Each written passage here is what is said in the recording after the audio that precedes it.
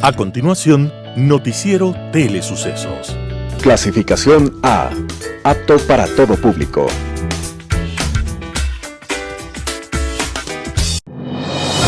Inicie el día bien informado. El mejor noticiero de la mañana informando para usted. Noticiero Telesucesos.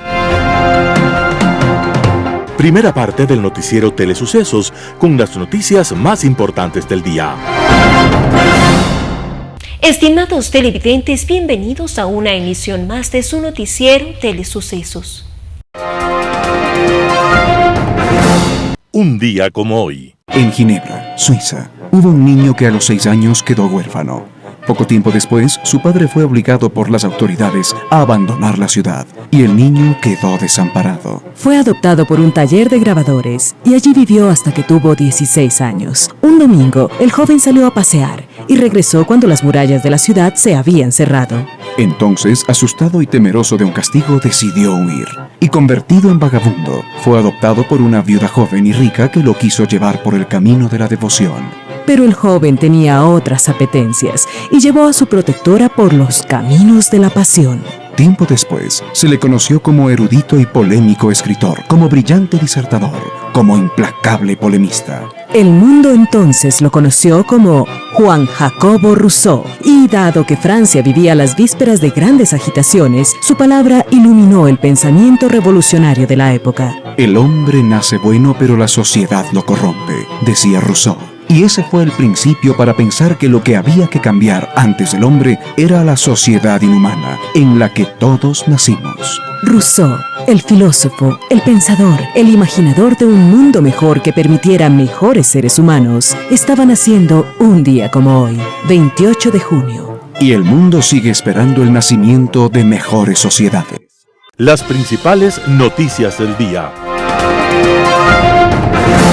Titulares. Productos mineros están en cuarta posición entre las exportaciones de Ecuador. ONG World Vision, el matrimonio infantil se duplicó. Municipio intensifica controles para limpia parabrisas en diferentes sectores de Quito. Plazo para segunda dosis de AstraZeneca queda en 84 días. El trabajo infantil creció en casi el 20% en el campo. Segmento Vida y Tecnología, los grandes inversores para el turismo espacial. En salud hablaremos de preparando a los niños para las vacaciones.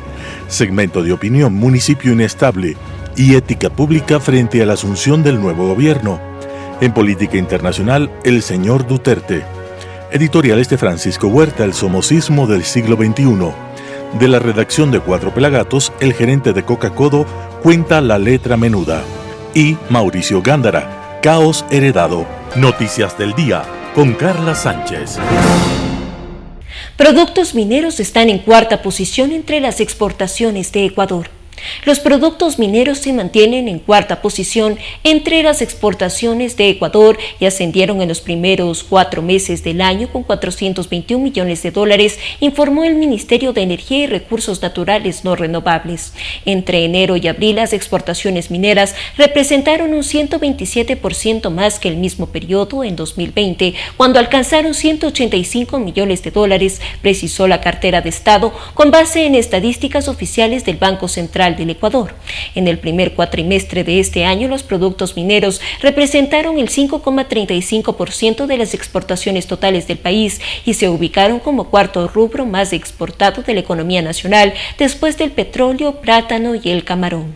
El titular de Energía y Recursos Naturales No Renovables, Juan Carlos Bermeo, resaltó al sector minero como pilar de la economía ecuatoriana. Las divisas provenientes de las crecientes exportaciones mineras son necesarias para fortalecer nuestra economía. Este incremento sin duda aportará al desarrollo y estabilidad de nuestro país, agregó.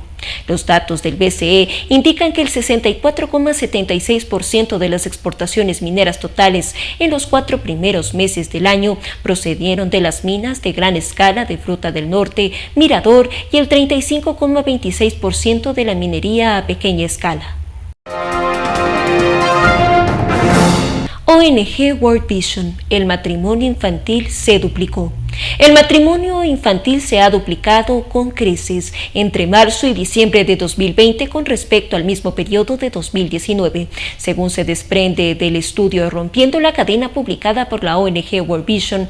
En este informe, los expertos también advierten de que el aumento de la pobreza por el COVID-19 agudiza la situación y deje a otros 4 millones de niños en riesgo de matrimonio infantil para 2022. Este trabajo se ha realizado a través de los informes que recibió el personal de World Vision durante 2020, donde se detectó este aumento durante los meses de la crisis sanitaria. La ONG sugiere que en este aumento se debe a la pérdida de los medios de vida durante la pandemia, el aumento de la pobreza y la falta de acceso a la educación, a los servicios de apoyo. Y es que advierte el estudio, cuando los niños no pueden continuar su educación, las familias luchan para llegar al fin del mes y se reduce el acceso a servicios básicos como la salud reproductiva. El riesgo de matrimonio infantil aumenta significativamente. Algunas niñas son casadas por sus padres o cuidadores para aliviar la carga sobre la economía del hogar o para protegerlas de las crecientes amenazas de violencia. Otras se casan como resultado de un embarazo en la adolescencia, la muerte de los cuidadores principales y otras causas, apunta el estudio recogido por Europa Press. Municipio intensifica controles de limpiaparabrisas en diferentes sectores de Quito. La Secretaría de Seguridad y la Agencia Metropolitana de Control AMC del municipio intensifican los operativos de vigilancia a los limpiaparabrisas en diferentes sectores de Quito. Martín Enrique, supervisor de la AMC, indicó que han recibido alrededor de 20 denuncias ciudadanas en las que se quejaron por la actitud hostil de quienes se dedican a esta actividad, por lo que se decidió intervenir lo más pronto posible. En lo que va de este año, acotó el funcionario, 490 procesos sancionadores se abrieron contra limpiaparabrisas por mal uso de los espacios públicos. Si no les entregan dinero, maltratan a la gente. También hay problemas de trabajo infantil, delincuencia, microtráfico, entre otros. Asimismo, se han reportado quejas de que algunas personas que se hacen pasar por limpiaparabrisas hurtan las pertenencias de los conductores que se movilizan por las ventanas abiertas.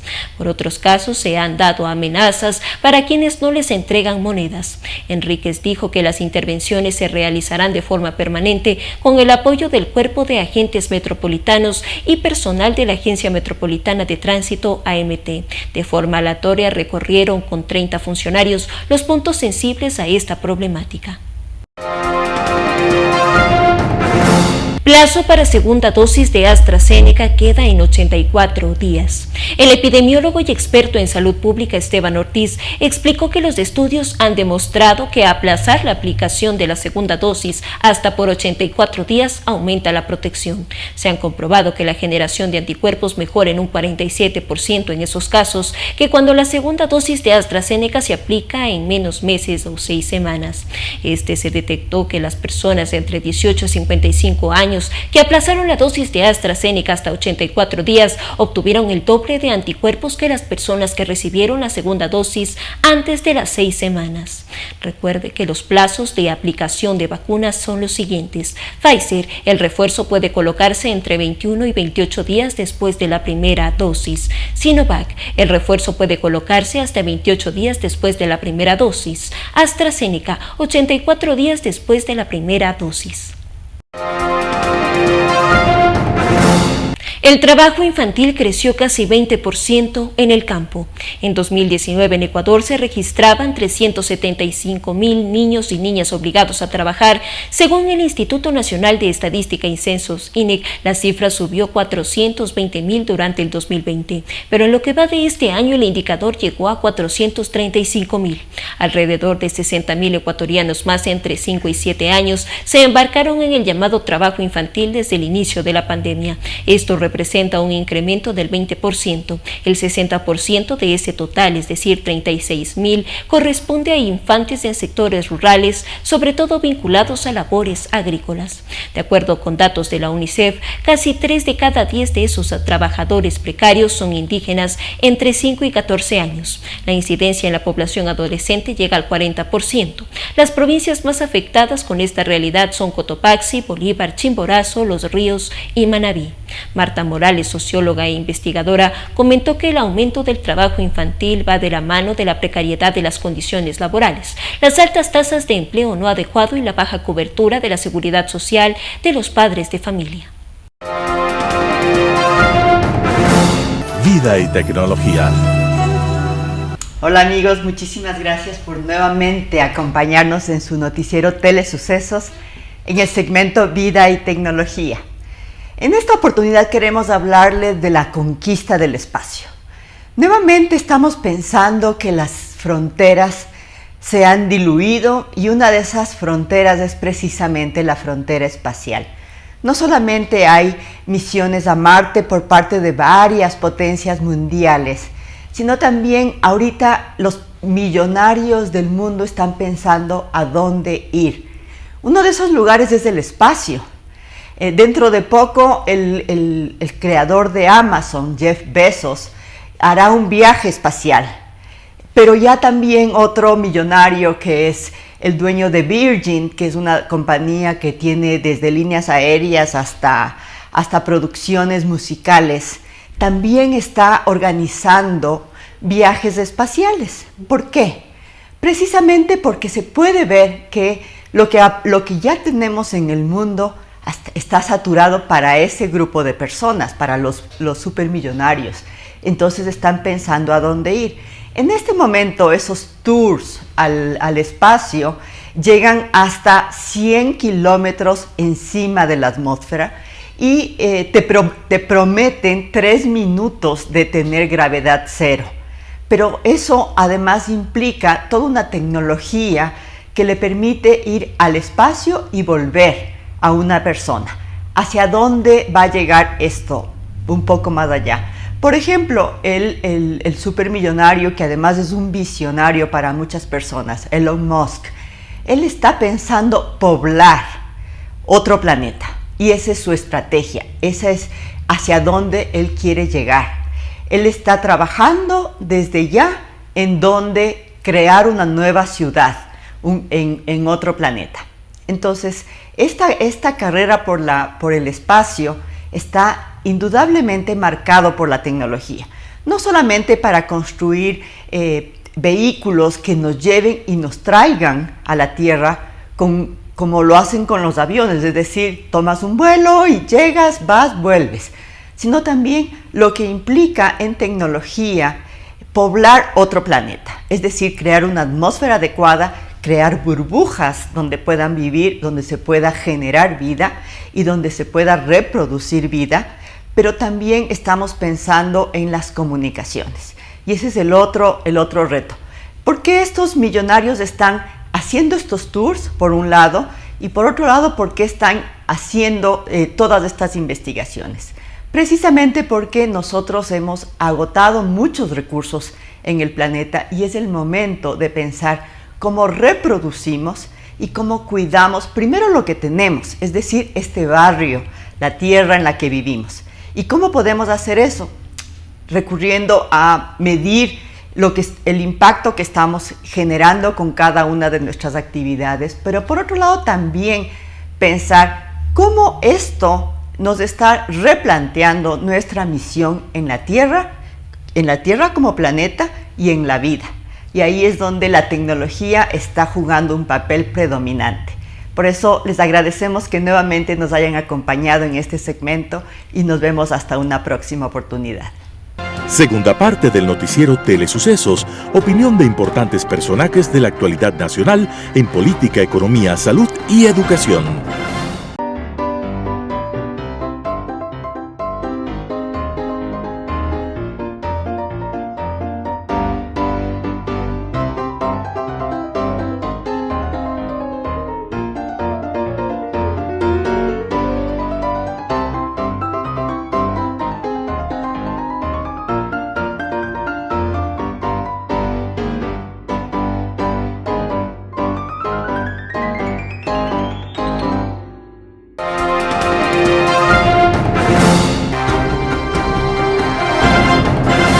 Por segundo año consecutivo se avecinan las vacaciones escolares en el régimen Sierra y los chicos han pasado y van a pasar nuevamente estas vacaciones de alguna manera todavía en casa, viviendo esta modalidad de estudios que tuvieron de manera virtual.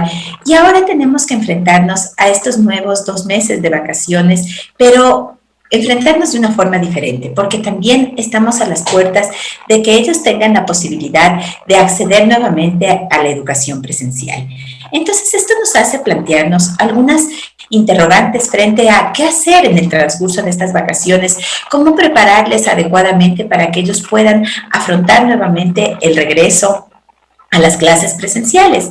Y en ese sentido tenemos que considerar algo importante. La educación virtual, si bien es cierto, hemos ya analizado en algunos segmentos esas dificultades que se han encontrado para que los chicos puedan mantenerse atentos, para que puedan trabajar adecuadamente. También la queja de tanto de estudiantes como de padres al sentir que no han aprendido lo suficiente. Sin embargo, la educación virtual desgasta mucho más y requiere el desarrollo de otras habilidades diferentes a las habilidades que se mantienen en la educación presencial. Entonces, frente a esa situación, va a ser importante que en el transcurso de estos 2 meses que los chicos van a tener para poder disfrutar un tiempo de vacaciones, podamos recargar todas esas energías que se han desgastado a lo largo de estos 16 meses que ellos han estado sometidos a la educación virtual. ¿Qué deberíamos hacer? Lo primero, lo fundamental que deberíamos hacer en este tiempo es desconectarles de esa inmersión tan grande que han tenido en la tecnología. ¿Qué significa eso?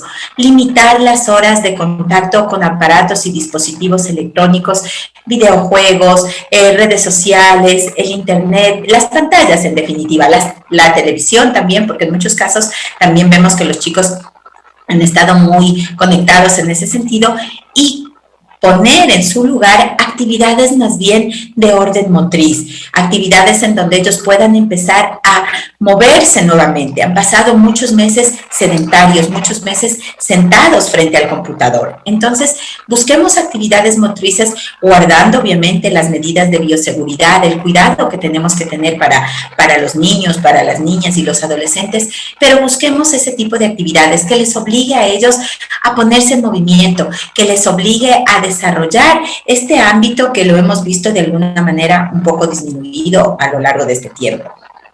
Adicionalmente, desarrollar actividades que puedan llamarles a ellos la atención y que les ayude a fomentar su sentido de autonomía e independencia. Por ejemplo, actividades artísticas, actividades manuales, la música, la pintura, las manualidades, la cocina, también son espacios que a los niños les motiva mucho y que les ayuda también a desarrollar habilidades de atención, habilidades de concentración, a seguir instrucciones, a mantener secuencias, pero sobre todo a divertirse y a desarrollar su creatividad.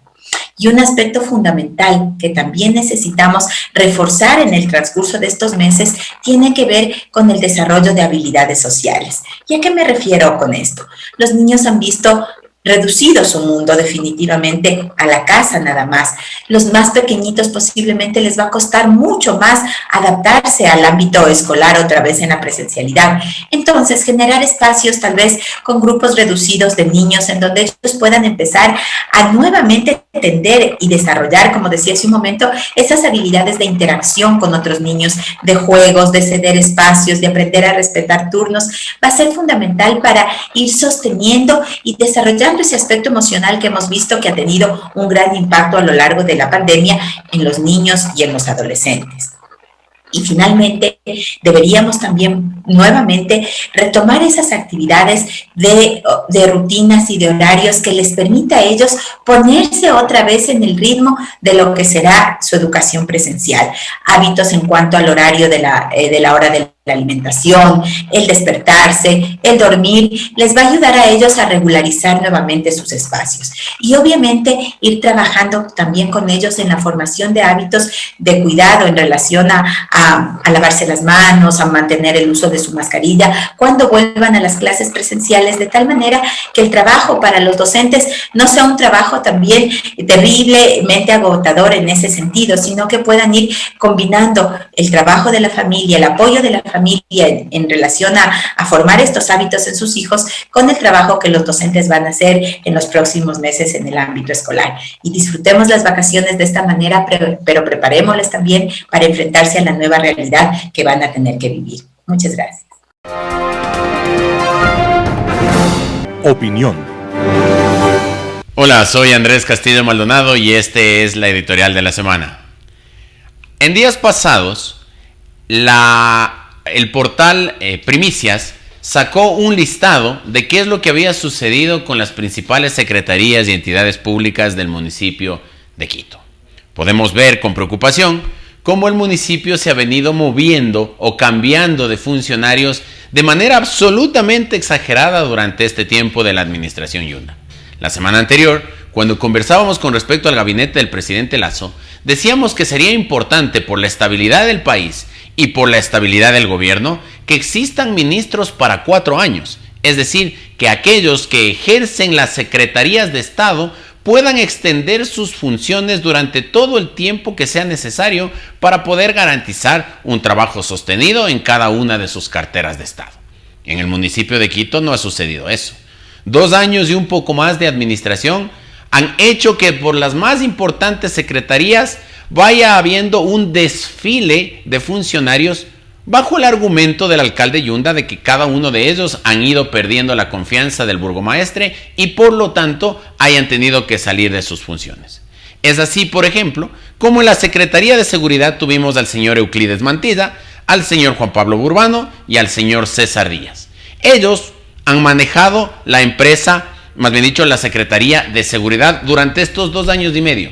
Todos ellos han ido perdiendo la confianza del alcalde. Si es que hablamos en cambio de las empresas de obras públicas, tenemos 3 gerentes. Mauricio Carrasco, Nasser Paredes. Mauricio Rosales, Rafael Carrasco y Nasser Paredes. Ellos han tenido una serie de problemas a la hora de llevar adelante las obras de Quito, particularmente las de pavimentación. Podemos ver ahora cómo parques y jardines tienen muchos inconvenientes. Vemos cómo los principales parques de la ciudad están teniendo un crecimiento indiscriminado de la maleza, del césped, etcétera, y han hecho que nuestra ciudad vaya reduciendo su belleza con respecto al ornato de la ciudad. Tenemos también en la empresa de gestión de residuos sólidos han pasado el señor Hernán Alvarado, el señor Javier Sinche y actualmente la señorita Gabriela Dávila. Ellos están manejando todo lo que tiene que ver con los residuos sólidos de la ciudad. Gran parte del problema del relleno sanitario del Inga justamente se logra evidenciar en esta institución, puesto que los cubetos que habían sido construidos para el relleno sanitario no cumplen con los principios particulares que deben tener para hacer una obra realmente de utilidad para la recolección y el almacenamiento de la basura en Quito. La Agencia Metropolitana de Control, otra institución que estaba en problemas. Estefanía Grunauer, Gabriela Obando y actualmente el señor Martín Enríquez han ejercido la dirección de esa institución. Definitivamente la Agencia Metropolitana de Control no ha sido la institución que la ciudad necesita. Tenemos, por un lado, vendedores informales en todos lados, sin ningún tipo de control, sin ningún tipo de catastro. Cuando vino la pandemia, uno de los argumentos principales para que la gente salga era que vivían al día, y eso es cierto. Una importante población de la ciudad vive al día, de su trabajo al día. Pero por otro lado, el municipio tiene que llevar adelante planes y programas que permitan saber dónde y cómo trabajan esas personas que están en la informalidad. Debe ser una informalidad regulada, aun cuando parezca contradictorio. Sin embargo, la Agencia Metropolitana de Control se ha convertido en una de las piedras en el zapato de la ciudadanía, puesto que no lleva adelante un plan global de control de la ciudad, sino que simplemente hace lo que coyunturalmente le corresponde hacer, llevando, por cierto, a la inconformidad de la ciudadanía. Tenemos también la Secretaría de Coordinación Territorial, 4 secretarios: Juan Sebastián Medina, Carlos Alomoto, Patricio Uvidia y Jimena Villafuerte. Se entiende que esta es una de las entidades que más cercanía debe tener con la colectividad, más cercanía con los barrios, con las ligas barriales, con la ciudadanía, con los gremios, pero más bien se ha convertido en una entidad de promoción política del alcalde. Ahora podemos ver con preocupación cómo la actual secretaria, la señora Vidafuerte, se ha dedicado durante todo este tiempo de la remoción al alcalde Yunda a generar reuniones y a generar otro tipo de espacios en donde la gente sea llevada a defender al alcalde Yunda.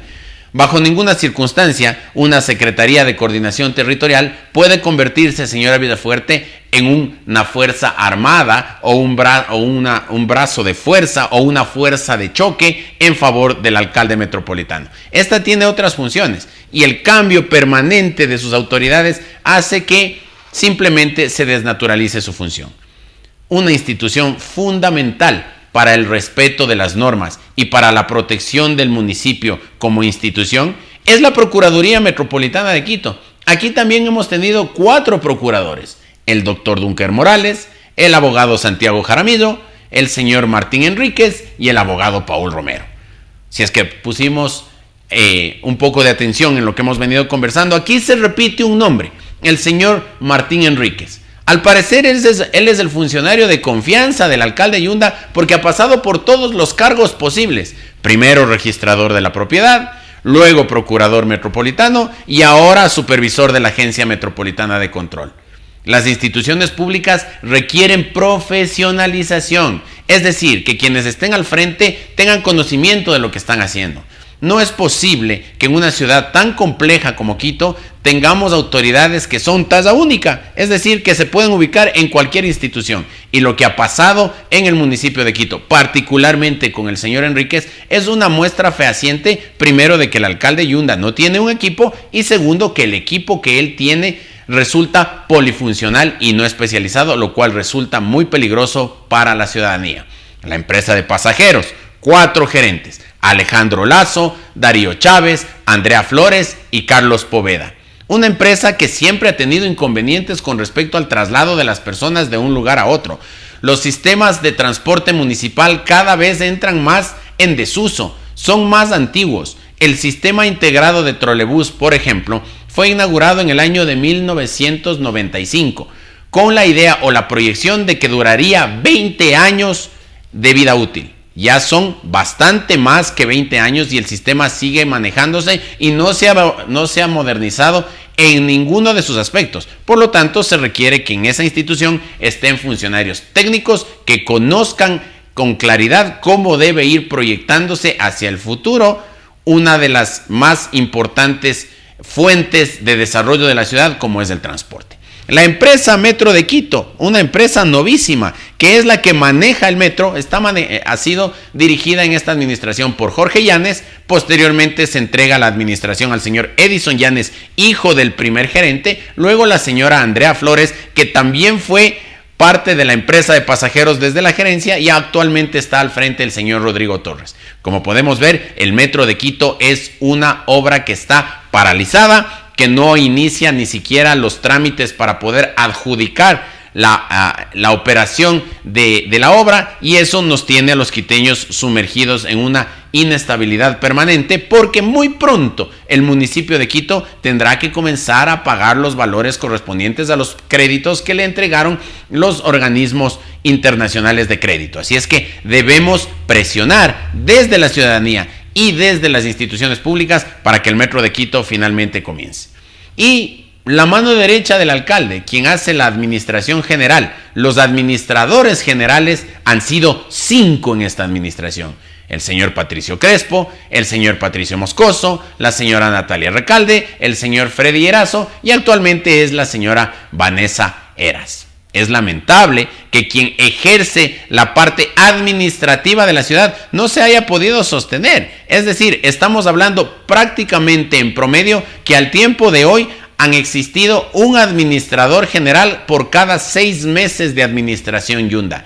Eso hace que la ciudad esté como está, postrada, sin avance, sin proyectos, sin obras que necesita la ciudadanía y sobre todo sin ningún tipo de planificación para el futuro. La Secretaría de Educación, secretaría importante, que es la que maneja los colegios municipales, colegios otrora importantes y prestigiosos de la ciudad, en donde los quiteños queríamos inscribir y matricular a nuestros hijos, han tenido 5 secretarios. la señora Alexandra Naranjo, el señor Fernando Herrera, el señor Juan Carlos Boada, la señora Inés Martínez y el señor José Avilés. ¿Cómo podemos manejar nuestros colegios en pandemia si la autoridad reguladora, la que dirige la educación pública municipal en la ciudad de Quito, tiene cambios de administradores cada 6 meses? Eso no nos permite a los quiteños tener confianza en el sistema educativo de la ciudad. Finalmente, la que rompe los récords, la que tiene la mayor cantidad de funcionarios que han ingresado a dirigirla, es la empresa metropolitana de agua potable, con 6 gerentes: Carlos Uriarte, Guido Andrade, Antonio Gómez, Luis Medina, Juan Pablo Espinosa, y nuevamente se lo vuelve a nombrar al señor Luis Medina. Yo tengo que rescatar sin duda alguna la experiencia técnica y profesional de Juan Pablo Espinosa, una persona que conoce del tema del agua potable, ya fue su gerente en administraciones pasadas con muy buenos resultados, pero ahora el señor alcalde Yunda decidió removerlo de su cargo para que vuelva el señor Medina, quien estaba al frente de la empresa de agua potable en el escándalo de la desaparición de $1.250.000 de las cuentas de la empresa metropolitana de agua potable, a la cual el señor alcalde Yunda lo único que atinó a decir es que no ha conocido y que lo que sabe es que se ha hackeado las cuentas de la institución. Espero que pronto retornen esos dineros, señor alcalde. Espero que pronto usted ya decida abandonar el municipio. Los procesos judiciales y los procesos administrativos están en marcha. El Tribunal Contencioso Electoral está llevando adelante la revisión de la remoción que se hizo en el Consejo Metropolitano, y los quiteños estamos pendientes de que en efecto esta forma de administrar, cambiando gente cada vez que al alcalde se le ocurre, ha hecho que la ciudad de Quito esté sumergida en el caos, en la insalubridad, en el desorden, en la falta de planificación. Esperamos sinceramente que la administración Yunda concluya muy pronto. Soy Andrés Castillo, nos vemos la próxima semana. Muchas gracias. Opinión. El Ecuador del 2021, bajo el proceso de transición entre el gobierno anterior y el que empieza, se encuentra a la espera de solucionar la mayor y más grave situación sanitaria, que es la pandemia global del COVID-19. El país ha padecido una gestión deficiente de parte del gobierno anterior de la pandemia, donde para mayor abundamiento se sucedieron casos de corrupción de tal envergadura que ahondaron la crisis de salud, amén del dolor de las víctimas de ambas crisis, la de la salud y la de la corrupción.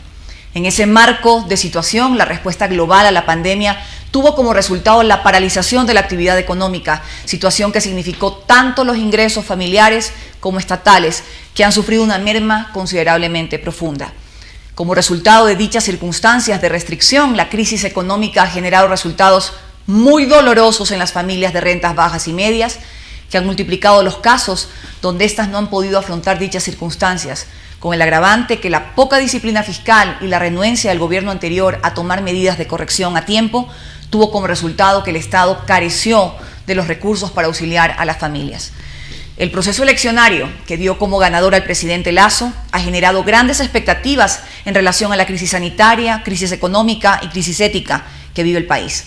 El nuevo gobierno del Ecuador tiene frente a sí la realidad de un país profundamente injusto y desigual, que requiere decisiones en la dirección adecuada para abrir las oportunidades que permitan a los ciudadanos trabajar en pro de la construcción de su bienestar. La triple crisis sanitaria, económica y ética, que necesitan un tratamiento conjunto, así en la acción gubernamental, debe encaminarse no solo a lograr la inmunización general y la reactivación económica, pasa ciertamente por volver a la actividad normalizada, mas también pasa por simplificar procesos y restringir las zonas grises que permiten la arbitrariedad. Justamente este componente de ética pública debe ser la gran tarea que el gobierno debe encarar luego de la inmunización general de la población. Los 3 lustros de gobierno del populismo autoritario no pueden hacernos perder de vista que la República no ha construido un sentido de pertenencia para sus conciudadanos. La mala administración y la corrupción ha sido norma de comportamiento que, con honrosas excepciones, ha permanecido como el constante factor de impedimento para que los ecuatorianos podamos avanzar. Entonces, los retos materiales que tiene el gobierno no solo pasan por construir un sistema que permita acceso a la educación de calidad, o a la salud universal, como el sostenimiento y permanencia en el tiempo del sistema de retiro y pensiones jubilares, sino pasa también en la vuelta a los valores cívicos de convivencia honesta, donde la autoridad competente sea eso, justamente competente y no inútil, que las instituciones funcionen para brindar su cometido en pro de agilizar la vida ciudadana, no para entorpecerla en kafkianos círculos de burocracia absurda, que el gasto de los dineros públicos deben ser transparentes, no opacos, donde la acción legislativa siente las bases de bienestar general, no de la protección de intereses de pocos. La perspectiva que tiene el gobierno que acaba de instalarse en Carondelet debe pasar por cumplir las expectativas en él depositados por los ecuatorianos. Y este compromiso adquirido con el país ha de ser asumido cumpliéndose los acuerdos, generando confianza, actuando éticamente. Solo así se puede empezar a gobernar para llevar al país al progreso y a las personas a construir su bienestar. Así, el imperativo que espera el Ecuador de su gobierno actual es el retorno a la efectiva y transparente ética pública, que no es más que la necesaria asunción que la República se asiente en los valores siempre vigentes de honestidad y confianza. Global Hoy con Alan Cate. La noticia que nos llega desde Filipinas nos causa asombro y una ambivalencia de opiniones. El presidente de las Filipinas, el señor Duterte, ha declarado que aquel que no quiera vacunarse contra el COVID-19 irá a la cárcel. La controvertida figura del mandatario filipino ciertamente causa de entrada un gran resquemor por lo radical del enunciado. Sin embargo, parecería que la forma más rápida y eficiente para proteger a la población y particularmente al grupo etario más expuesto al riesgo de condiciones muy graves o de muerte, es decir, de aquel de más de 50 años, que representa en el mundo muy cerca del 90% de los muertos por COVID-19, son las vacunas. Las evidencias de su efectividad para reducir los contagios, para evitar que se llegue a condiciones extremas en cuidados intensivos y de hospitalización, son al momento evidentemente las mejores alternativas que existen. En todos los países donde se han dado programas de vacunación extensos y rápidos, la caída de contagios y la necesidad de hospitalización y de cuidados intensivos a nivel hospitalario ha caído dramáticamente. Israel, Gran Bretaña, China, son todos ejemplos de lo dicho. Puede ser, y de hecho así es, que se produzcan rebrotes en los grupos poblacionales no vacunados aún, y con toda seguridad, en un futuro cercano, conforme el virus cambie al mutar, la efectividad de las vacunas actuales se irá reduciendo y será necesario protegerse otra vez con unas más actualizadas. Así ha sucedido antes. Recordemos que antes de que aparezca el COVID-19, las gripes estacionales implicaban vacunarse cada año o cada 2 años para evitar contraerlas. Surge entonces la discusión acerca de la obligatoriedad o no de las vacunas como asunto de salud pública. Durante buena parte del siglo pasado y hasta el día de hoy, en casi todo el mundo, una serie de vacunas para proteger a los infantes de enfermedades como la viruela, el sarampión o la poliomielitis, entre otras muchas, son de aplicación obligatoria. El resultado de esta aplicación es abrumador. Enfermedades que provocaban una mortalidad infantil del orden del 40% o más, hoy prácticamente no representan nada. Tan solo la viruela se estima ha provocado más de 300 millones de muertes en el mundo antes de la institución de la obligatoriedad de la vacunación. En 1492, cuando los europeos llegan a América, traen consigo un arma que ellos mismos desconocen, mucho más letal que sus arcabuces, sus espadas o sus caballos.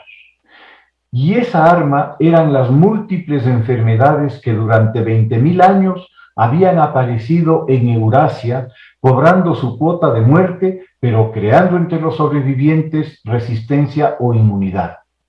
América, aislada del mundo por 2 océanos, se hallaba inerme ante una amenaza que, además de invisible, resultaba aterradora por lo incomprensible. Entre 1492 y 1600 se estima que la población nativa americana cae de cerca de 90 millones de habitantes en 1492 a menos de 15 en 1600. Incluso hace apenas 100 años, hacia el final de la Primera Guerra Mundial, se produce una pandemia conocida como gripe española de dimensiones globales. En 3 años, mata a un estimado de 70 millones de personas. Estas 70 millones de personas representaban un 5% de la población mundial, que en ese momento era del orden de 1.500 millones. ¿Habría tenido algún asidero ético o moral de haber existido vacunas en esos momentos, de oponerse a su uso? Esa es la pregunta que hoy debemos formularnos. Más allá del libre albedrío, de las libertades individuales e incluso de las opiniones o mandatos religiosos, es el esencial derecho a la vida de cada uno el que se menoscaba cuando una proporción significativa de la población se niega, por la razón que sea, a vacunarse.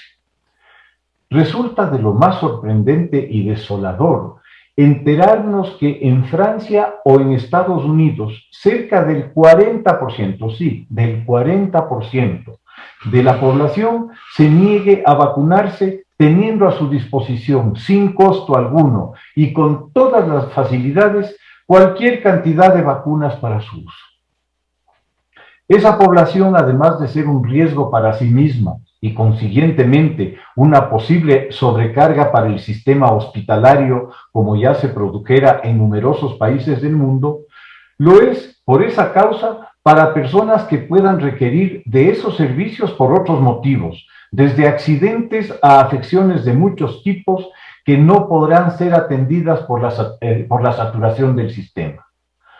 Aún más peligroso resulta el tener una población muy grande expuesta al virus durante mucho tiempo, pues se vuelve un campo muy propicio para que éste, que por su naturaleza tiene una gran capacidad de mutación, así lo haga, variando hasta el punto de distanciarse tanto de la cepa original que se constituya en una nueva enfermedad para la cual no se disponga de vacuna y corresponda a empezar el doloroso ciclo que ya hemos pasado nuevamente. Buena parte de las personas que hoy viven en el mundo no lo harían si, hace poco menos de un siglo, no se hubiera establecido como medida de salud pública la obligatoriedad de las vacunas para los infantes. Por otra parte, el derecho de una persona adulta para decidir sobre qué hacer o dejar de hacer con su salud y su vida ciertamente no puede ser soslayado. En este marco ético debe analizarse la situación y parecería que si se quiere preservar por una parte ese derecho personal y por otra el general, será necesario establecer normativas que garanticen el primero sin menoscabo del segundo. El no vacunado debería visibilizarse con toda claridad obligatoriamente para que aquellos vacunados o no puedan actuar en consecuencia, estableciendo el distanciamiento social necesario. La persona no vacunada no debería usar transporte público por el riesgo en el que pone al resto ante la dificultad de mantener distanciamiento en autobuses, metros o aviones.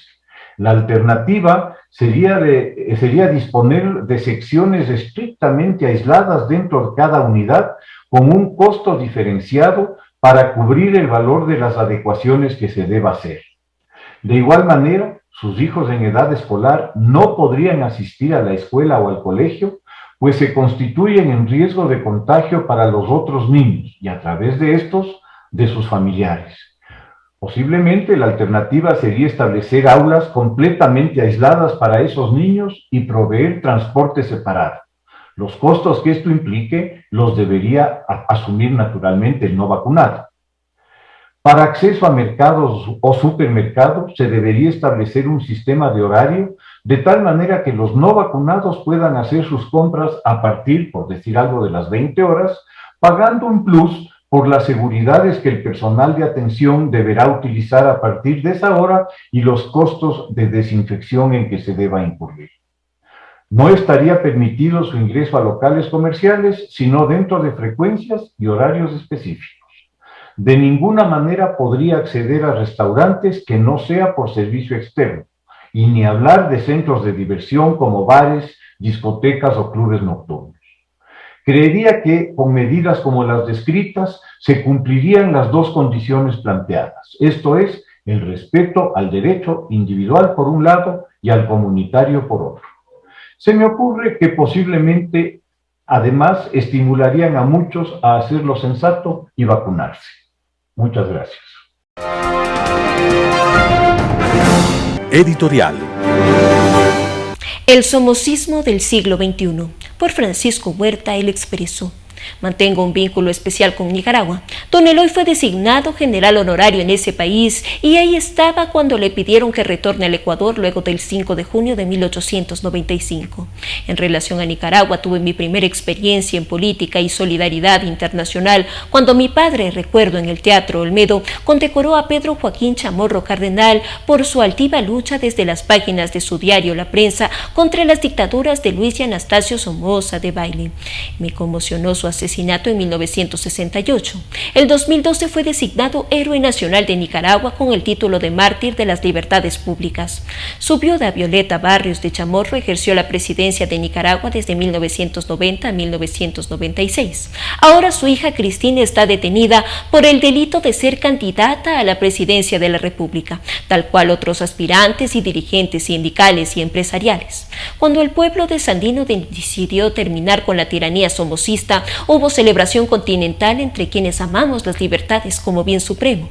Queriendo mirar de cerca tan interesante proceso, tuve oportunidad de viajar a Managua con base a mis contactos del Partido Liberal Independiente PLI. Entonces me surgieron las primeras dudas cuando en el viaje del aeropuerto al hotel le pregunté al chofer: ¿y usted cómo ve el nuevo gobierno? Ustedes, después de dudar tanto ante mi insistencia, recuerdo vivamente que me dijo: vea señor, la diferencia es que antes había uno que se sentía y mandaba como dueño del país y ahora son 9. Aludía a la Junta de Gobierno recién constituida. Uno de los 9 era Daniel Ortega. Después fui a Managua unas 3 ocasiones más, invitado con razón de algún acto conmemorativo, entusiasmado por conocer al comandante Omar Cabezas Lacayo, exdirigente estudiantil y autor de ese hermoso y duro libro testimonial, La montaña es algo más que una inmensa estepa verde. También llevando insumos médicos como ministro de Salud del Ecuador, en razón de algún siniestro. La decepción me fue llegando de a poco. Ahora es total. En Nicaragua se sufre el somocismo del siglo XXI. Francisco Huerta, El Expreso. El gerente de Coca-Codo cuenta la letra menuda. Redacción de 4 pelagatos.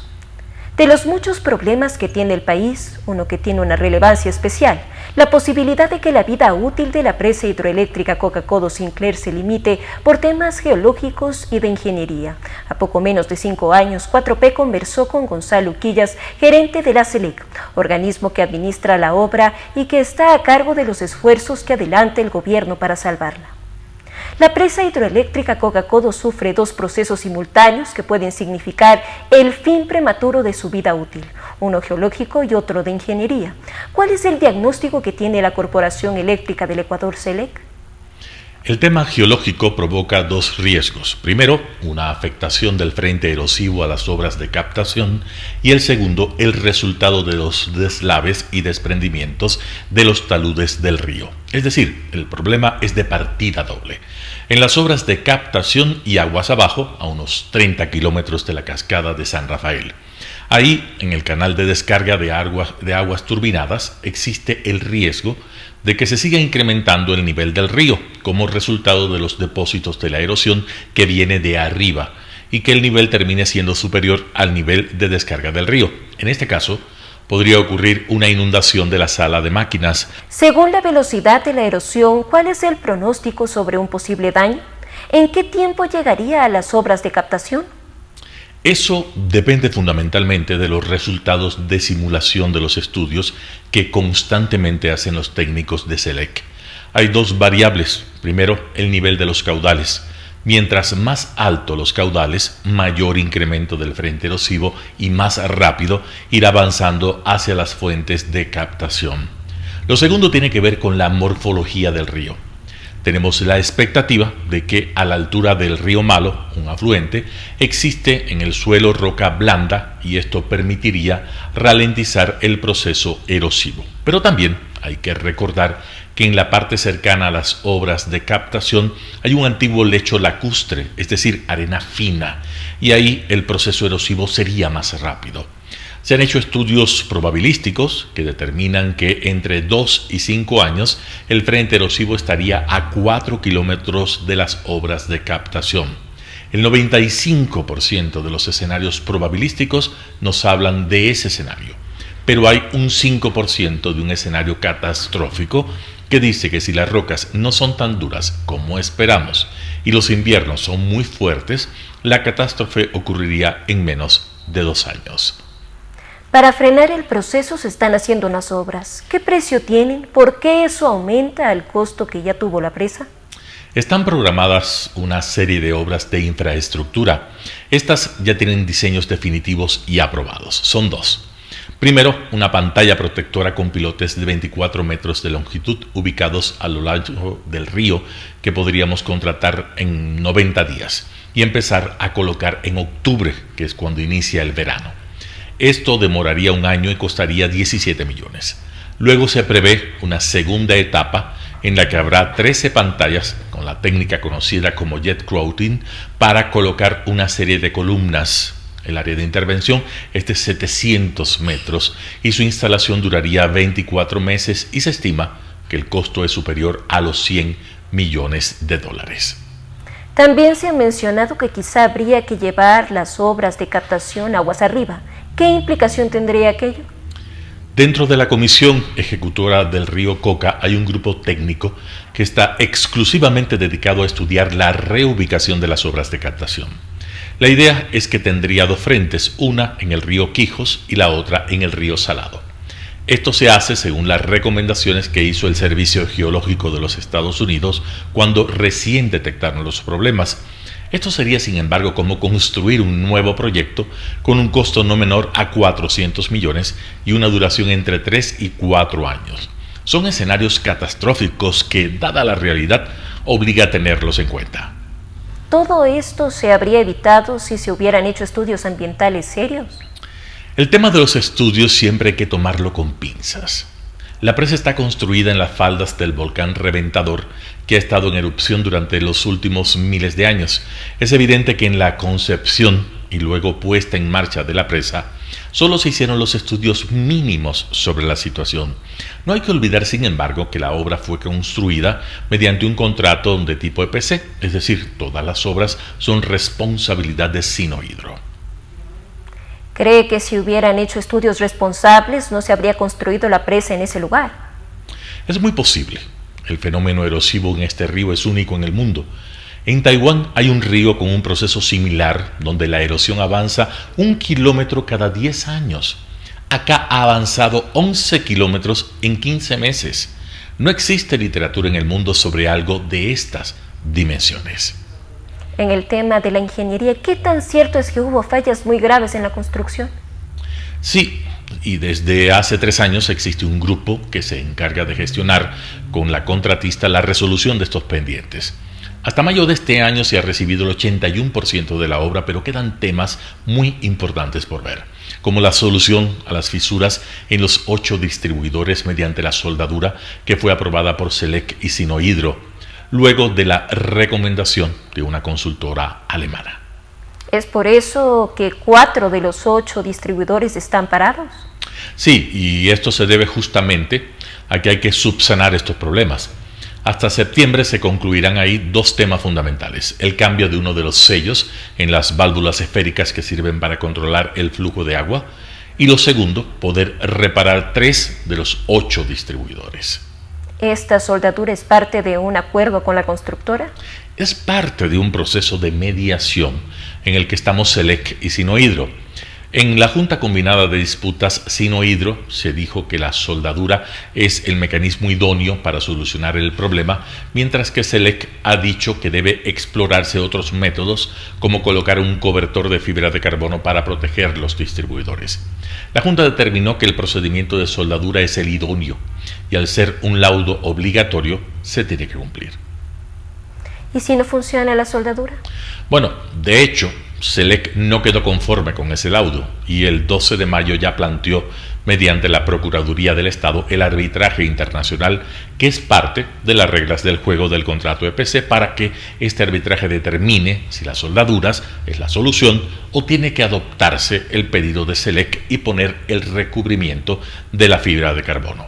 Si ahí no se resuelve favorablemente para el Ecuador, SELEC aún tiene la alternativa de una demanda judicial para exigir por un trabajo con el que no estamos satisfechos.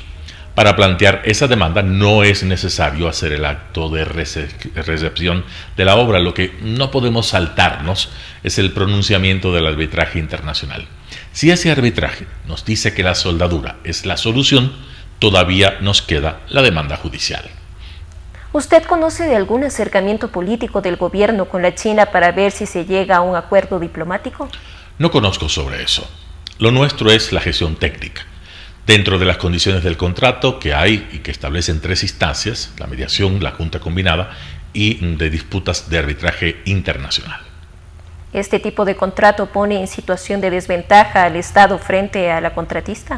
No estoy seguro de eso, porque establece que si no se han solucionado todos los problemas, no se puede cerrar el contrato. Normalmente las empresas como esta lo que buscan es que le reciban la obra, que le paguen e irse. Con este tipo de contrato, si no se solucionan las fallas, la empresa no va a tener el certificado de que fue un buen contratista. Se habla de la posibilidad de que se concesione la obra a la constructora y que ella corra con los riesgos y la gestión. ¿Qué le parece esa idea? Es una alternativa interesante. Se trasladaría todo el riesgo y la subsanación de los pendientes al contratista, e incluso el Estado podría recibir una importante cantidad de dinero. Es una opción que hay que examinar, pero para eso el contratista tendría que estar interesado, esta empresa u otra, mediante un proceso internacional de selección. Redacción realizada por 4 pelagatos. Caos heredado por Mauricio Gándara, El Universo. Lo que está ocurriendo en Contraloría y Defensoría supera la imaginación y ha sido gráfica, genialmente representado por el lápiz de Bonil. Los titulares de Contraloría y Defensoría del Pueblo despachando desde sus celdas, donde se encuentran presos, disque en uso de licencias o vacaciones. No, señores, no están en uso de vacaciones o licencia, están presos y no se les debe permitir ni computadoras ni celulares, menos todavía que designen sucesores o los renuevan o cancelen. Esto es una vergüenza, es un peligro para el Ecuador, para su administración. La Asamblea Nacional debe enjuiciarlos de inmediato y destituirlos. También es penosa la actuación del Procurador General del Estado ante la Corte Interamericana de Derechos Humanos, cuando después de reconocer las actuaciones ilegales, abusivas, persecutorias del presidente Correa contra el periodista Emilio Palacio y el diario El Universo por la publicación de un artículo de opinión, afirma que el Estado cree que no hubo mayor perjuicio que las víctimas porque el acusador Correa perdonó a los que le demandaban. La sentencia penal objeto del presente proceso interamericano jamás se ejecutó. Las presuntas víctimas nunca estuvieron privadas de la libertad y no pagaron valor alguno. Poco le faltó al procurador para decir que las víctimas de la persecución debían agradecer la magnanimidad de su verdugo. Los marinos españoles Jorge Juan y Antonio de Ulloa, en sus Noticias Secretas de América, relataban el hecho macabro cuando los conquistadores azotaban a un aborigen en la plaza pública, obligaban a la víctima a ir de rodillas a agradecer y besar la mano del verdugo. Pienso que el procurador quiere evitar que se le condene al Ecuador a pagar la indemnización a las víctimas y él luego tener que repetir demandando a Correa como fue su benefactor.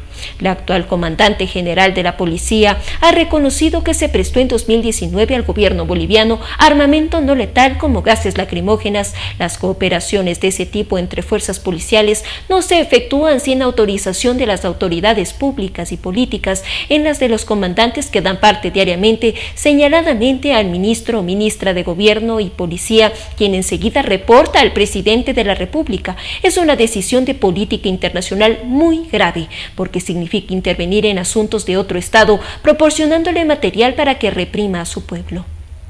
Según la prensa internacional, la ministra de Información del gabinete de Añez, Roxana Lizárraga, llamó a Sánchez Brosain, exministro boliviano que dirige la entidad norteamericana de relaciones con América Latina, quien en minutos obtuvo el gobierno dócil de Lenín Moreno, y su ministra Romo el envío de material para reprimir al pueblo boliviano.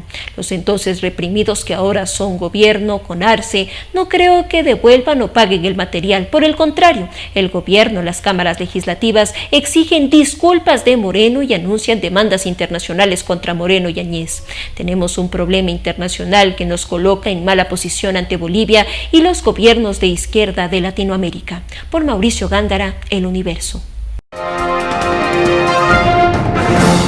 Y así finalizamos una emisión más de su noticiero Telesucesos. Manténgase en la sintonía de nuestra programación y no olvide seguirnos por nuestras redes sociales. Nos encuentran en Facebook como Telesucesos, en Instagram como @telesucesos_, en Twitter como @telesucesos29, en YouTube como Telesucesos HD y también por nuestra página web www.telesucesos.net.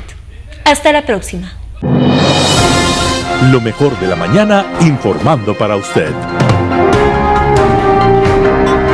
Noticiero Telesucesos.